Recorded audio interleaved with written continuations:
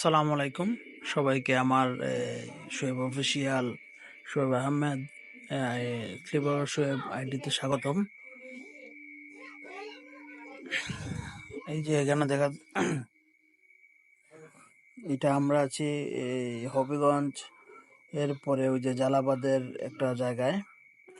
হবিগঞ্জ কয় নদীর বাঁধ ভেঙে গেছে অনেক।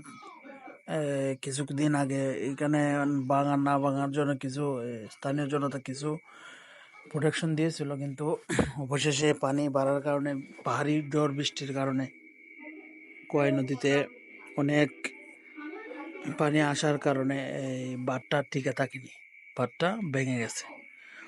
এই বাঁধটা ভাঙার পরে এখন আমাদের যেদিকে ভাঙছে এইদিকে যে ফসলি জমি আছে সবগুলা পানিতে তলিয়ে যাচ্ছে। যে আমি আপনাদেরকে দেখাচ্ছি কিভাবে পানির স্রোত, পানির গতি এবং পানি কি পরিমাণে কি স্পিডে আছে এবং কিভাবে গিয়ে ওই হাওরে ঢুকতেছে। এই যে অনেক জনতা দাঁড়িয়ে দাঁড়িয়ে দেখছে, অনেক কৃষক ওদের ফসলি জমিতে পানি যে ঢুকছে অনেক হাহাকার করতেছে। এভাবে অনেকেই, আর রাস্তাটা যে ভাঙা দিছে এখন মনে করেন রাস্তাটা আর এই চলাচলের উপযোগী অনুপযোগী হয়ে গেছে। অনেক আমি এই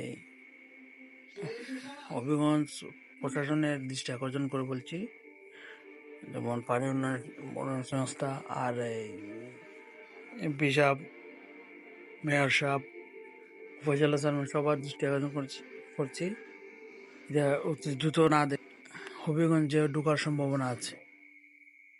সালাম আলাইকুম।